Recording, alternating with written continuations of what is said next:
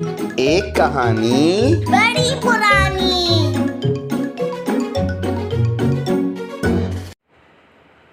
عادل۔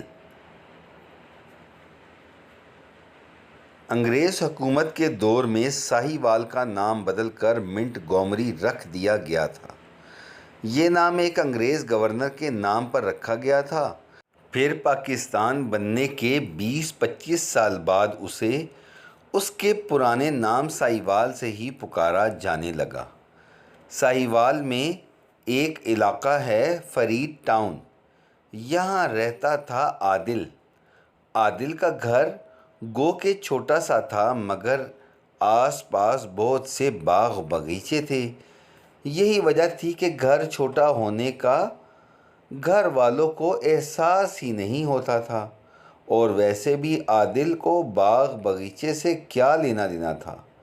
ان جگہوں پر تو بچے اپنے دوستوں کے ساتھ ہی کھیلتے ہیں، مگر ہمارے عادل میاں کو نہ تو دوست بنانے کا شوق تھا اور نہ ہی باہر کھیلنے کا۔ بات بات پر شرما جاتا، آنکھیں نیچی کر کے کلاس میں بیٹھا رہتا، اور کوئی استاد سوال کرتے تو ہکلا ہکلا کر بولنا، اور اگر ان کے ہکلے پن پر بچے ہنسنے لگیں تو چھنیپ کر چہرہ لال ایسے ہو جاتا جیسے کشمیری سیب۔ کچھ بھی ہو، سب لوگوں کو عادل کی بھولی بھالی شکل بڑی پیاری سی لگتی۔ امی ابو عادل کی وجہ سے بڑے پریشان رہتے۔ دادی اماں سمجھانے اور نصیحت کرنے کا کوئی موقع جانے نہ دیتی، مگر عادل پر کسی بات کا کوئی اثر نہیں ہوتا۔ وہ شرمیلا تھا اور شرمیلا ہی رہتا تھا۔ ایک دن تو حد ہی ہو گئی، دروازے پر گھنٹی بجی۔ گھر میں اس وقت صرف دادی اماں اور عادل تھا۔ گھنٹی بجتی رہی، مگر عادل گھبرایا گھبرایا ایک کونے میں بیٹھا رہا۔ دادی اماں گہری نیند سو رہی تھیں۔ اسے ڈر تھا کہ اگر کوئی مہمان اندر آ گیا تو پھر تو اسے ہی باتیں کرنی پڑیں گی۔ اس نے جا کر دادی اماں کو ان کے کمرے میں سوتے سے اٹھایا۔ بیچاری ہڑبڑا کر اٹھی اور گھبرا کر دروازے پر بھاگی۔ دروازہ کھولا تو عادل کے امی ابو کھڑے تھے۔ دونوں کے ہاتھوں میں خریداری کے تھیلے تھے اور چہروں پر سخت غصہ نظر آ رہا تھا۔ دونوں کھڑے کھڑے تھک گئے تھے، غلطی سے چابی بھی گھر بھول گئے تھے، اس لیے ان کے پاس گھنٹی بجانے کے علاوہ کوئی چارہ بھی نہیں تھا۔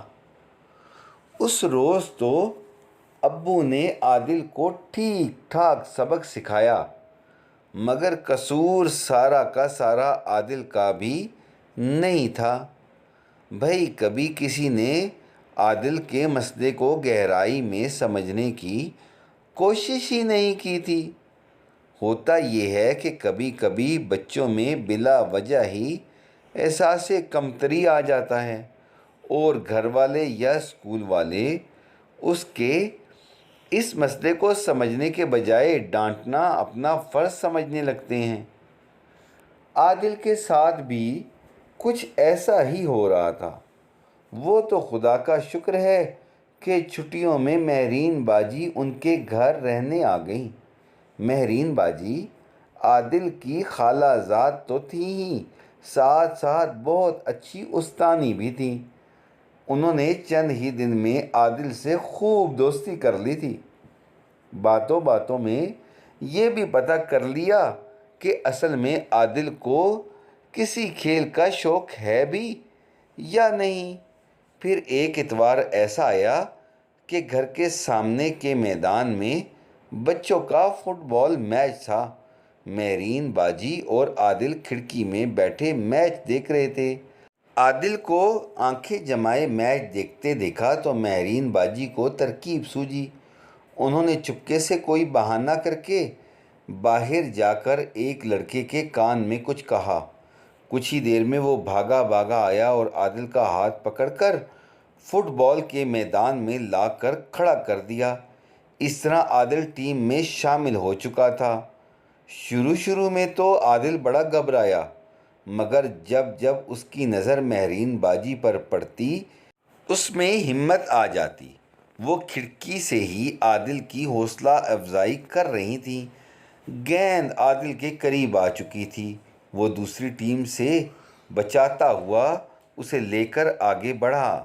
دیکھتے دیکھتے گول کی آوازیں آنے لگیں۔ میچ کا پہلا گول ہو چکا تھا، اور بھلا وہ کیا بھی کس نے تھا؟ جی جناب، خاموش اور شرمیلے سے عادل صاحب نے پہلا گول کر دیا تھا۔ بس اس کے بعد تو عادل تھا اور گول کی آوازیں تھیں۔ ٹھیک ٹھاک مضبوط ٹیم کے سامنے عادل نے 4 گول بنا دیے تھے۔ عادل کی ٹیم ہاری ہوئی بازی جیتنے لگی تھی۔ میچ ختم ہوا اور عادل کو میچ کا بہترین کھلاڑی قرار دیا گیا۔ بچوں نے اپنے کندھوں پر عادل کو اٹھایا ہوا تھا۔